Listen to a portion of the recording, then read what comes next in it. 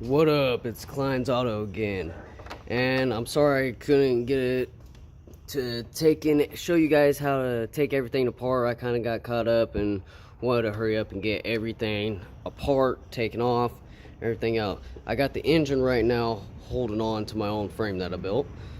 Redneck way, hell yeah. But this is pretty much what I've done so far. I pretty much took the pistons out from underneath the vehicle. Took the cylinder head out, took the time chain off, pretty much took everything off just to get down to the pistons. Well, as I was saying in my last video, when I did the leak down test, I was showing zero compression. I was blowing straight air through into the crankcase, and it was blowing out the dipstick and past the oil filter cap. Now this is crazy. Look at this. Look at that. That is beyond crazy. Now, the customer that I'm doing this for, he really said when he did his time lap that he was redlining it pretty hard, and so he said he overheated the engine a lot. Now, I'm guessing that's what caused his pistons to melt. And I don't see any.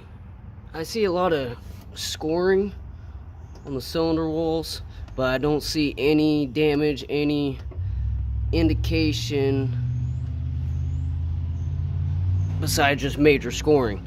Now I don't know how he didn't crack or mess up his cylinder walls extremely from what the pistons look like, but that's beyond crazy.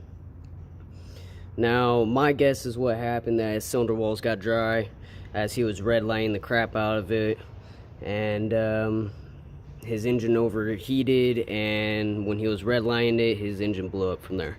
That's pretty much the main cause of that. Now, I'm going to have to replace the pistons. I'm going to have to rehone it. I'm gonna hone it from the top here without taking. Now I gotta be extremely careful when I hone these cylinder walls when the engine is still in the car as it sits, because the crankshaft is still in it, and so I gotta be very careful with not scoring the crankshaft myself or anything else. So I'm gonna have to be extremely cautious when I hone out the engine. Now, I don't want to go anywhere. Now, when I hone the engine, I don't want to go anywhere past 0.04. Anything past 0.04, well, I can still use this. I can still use standard pistons. Now, anything past that, I would have to get oversized pistons and put bigger pistons inside the cylinder.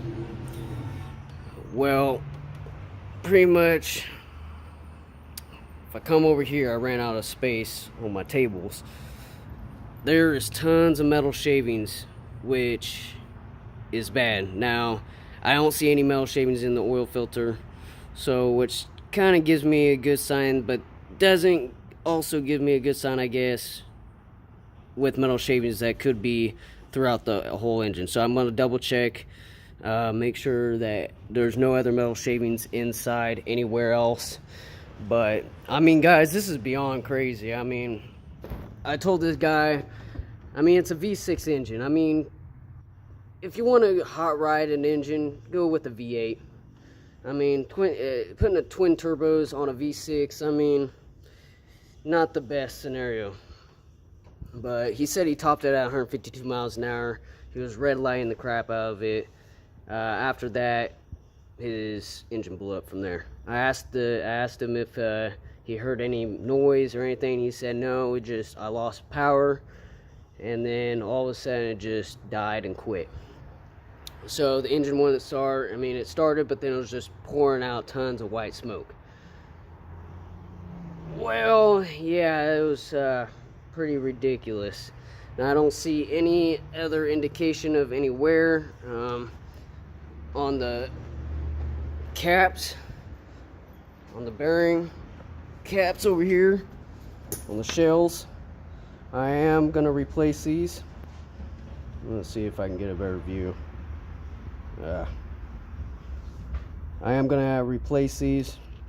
There's no movement on the bearings inside here, so I indicate the rod is just fine. The pistons are completely bad. This piston, now when I tested it, I still have very good compression, but I'm going to replace the piston rings anyways on these, but standard piston rings inside this piston.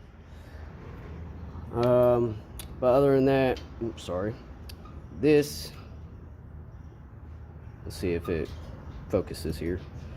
It's not really focusing, but as you can see, this one melted as well and broke off as well.